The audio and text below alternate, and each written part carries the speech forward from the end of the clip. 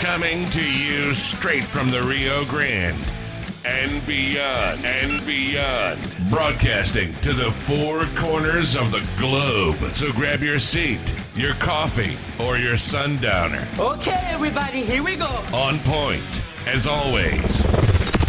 This is Gloves Off. Gloves Off.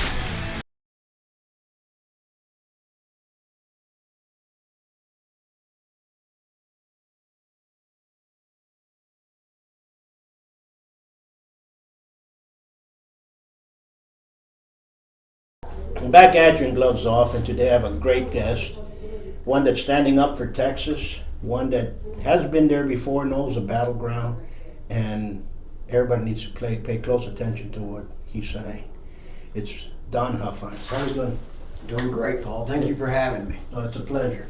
And thank you for standing up. Yes, sir. It takes a special kind of person to put your name on that dotted line. Yeah, it does. It really does. Well, I'm just going to start off. Sure. Why do you want to get back in the ballpark? Now you're in the middle in there. You're one of the names that keeps coming up. Mm-hmm. And why is it that you want to stand up for Texas once more? Well, I appreciate that, and I appreciate, of course, being here. Look, like you said, it takes a real commitment, a real sense of wanting to make a difference. And I'll just start out by saying that I'm a fifth-generation Texan. And I was born in Dallas. I grew up in the Metroplex. And I've always had a heart for liberty. And it's in my mind, it's in my heart since I was a teenager.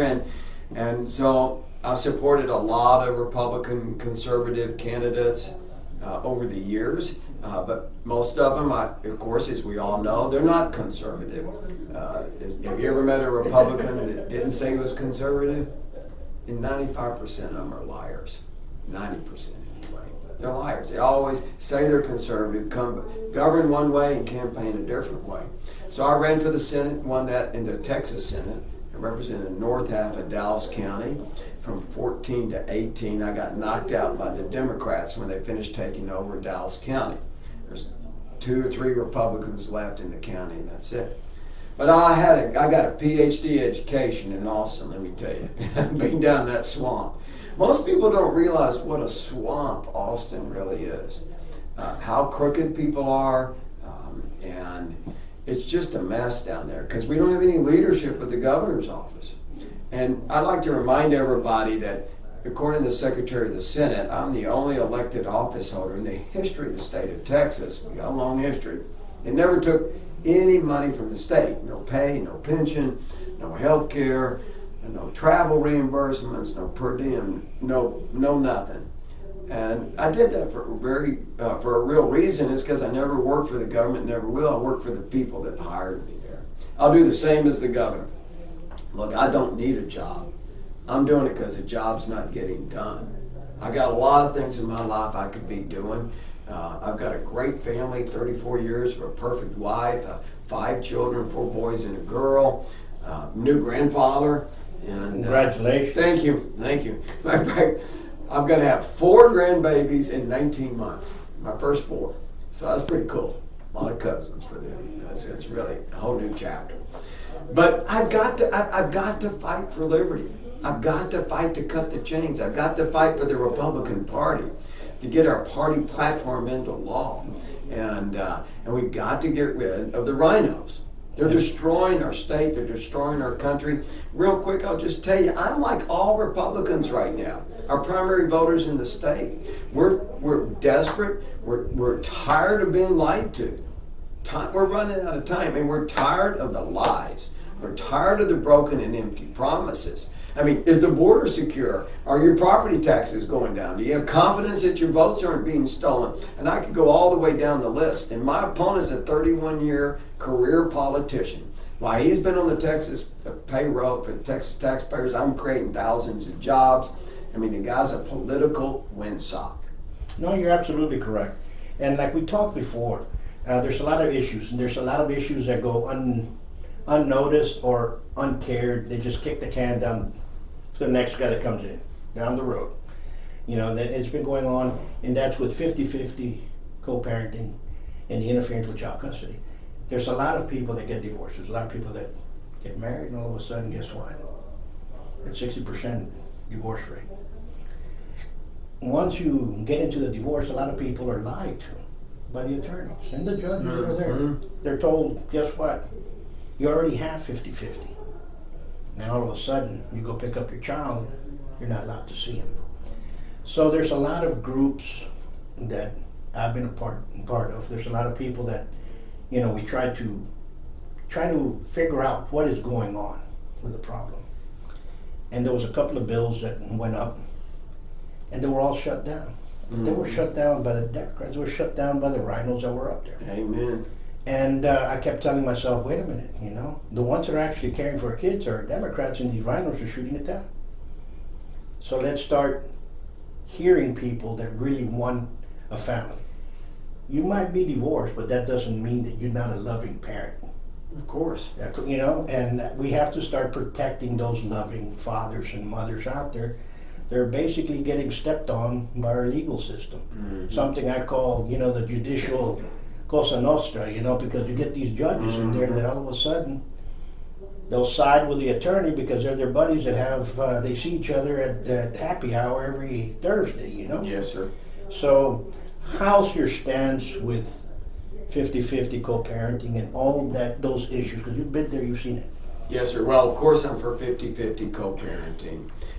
And the main thing is what we do in the legislature so often is we pass laws, but there's no enforcement of the laws.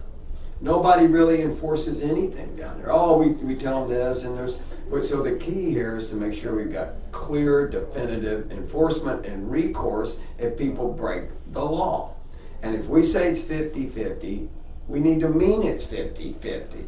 And we need to have recourse against the judges that don't see it that way, and the judges that want to interpret it any way they want.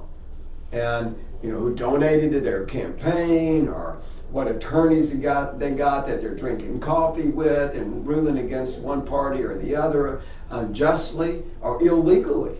They make illegal rulings. I have found that the family court system is the poorest run court system in our whole chain of courts. From our district judges to our county law judges, the family court law judges, I think, are the most biased, ill-trained judges we have in the state of Texas. I'm going to focus on that from the very beginning, because we have too many people suffering, fathers and mothers, that have been denied. The family is the foundation for who we are as Texans. It's the foundation of our health, our ministry, our religion, our education, and I could go on and on. Those are the pillars of who we are. And we need both sets of parents involved in that process. It's sad enough that we have divorce. I mean, that's sad enough. That's a big problem in itself. But to tear up a family and children, it can be lifelong problems for the children. Absolutely. And not just the parents, but the children. The residual effects that go on with the parental alienation are, you know, I've interviewed many. Yes. And many that are in their 30s and 40s, and they're finding out this now, and they have all these problems behind it. They don't know how to cope with it. Now you're finding out that's what it was. We have to stop that. Yes.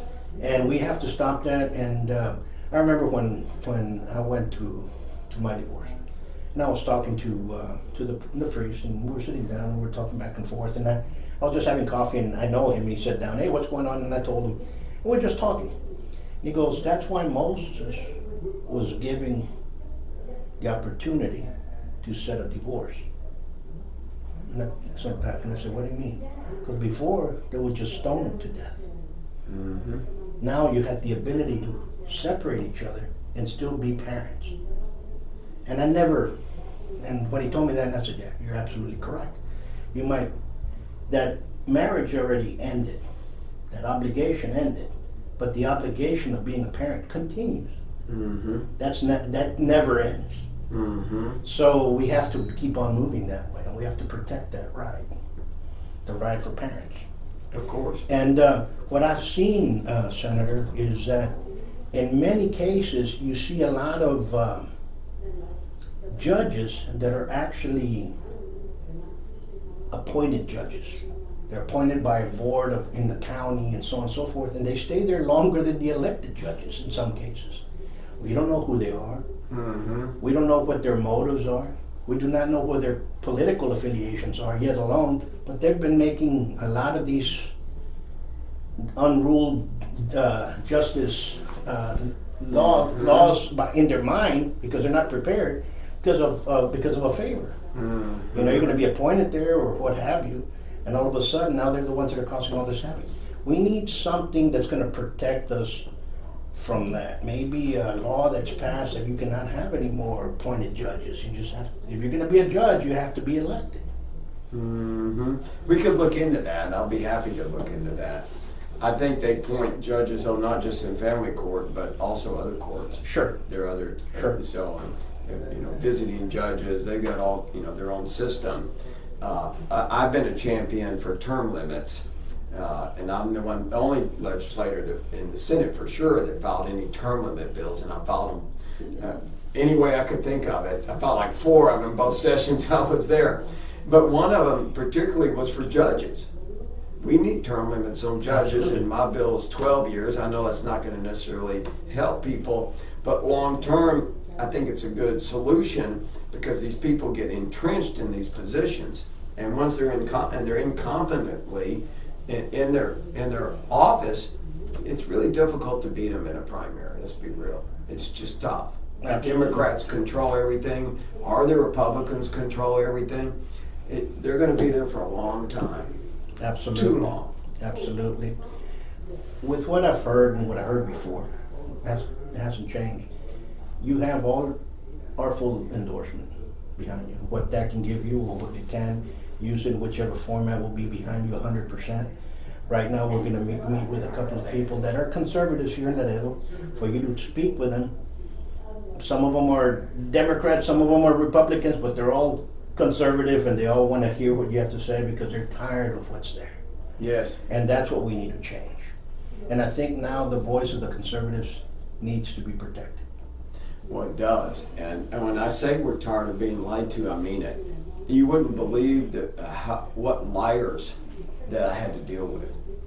And the rhinos were my biggest issue in Austin.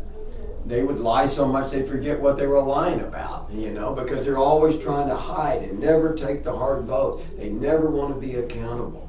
And they just don't. And I was always trying to make them accountable, bring a bill up, let's vote it out and see where, so everybody can see where you stand on these issues. I would get cussed at, screamed at. As an adult, I got cussed at in the Texas Senate more than I've ever been treated or cussed at in my life. And I can imagine. yeah, these people are vicious and vindictive because their careers at stake. Absolutely, and we have to stop that. We have to stop that. We have to end that. I see a lot of them go in there and they start getting this bully mentality.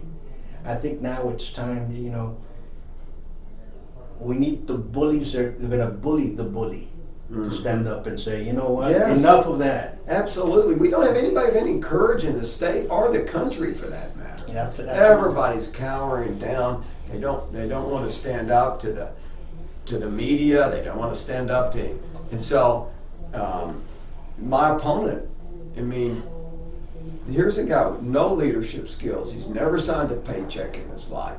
The Senate is fighting the House. The governor is supposed to be the mediator between the two chambers. He's supposed to be the leader of the Republican Party. He doesn't even agree with our party platform.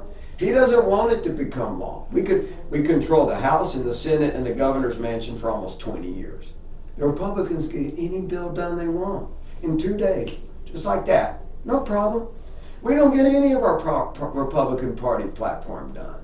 And I ask this to a lot of people. I say, well, if you only believe in 2 of our top 10 planks, our legislative agendas that are put together by thousands of Republicans, how can you call yourself a Republican?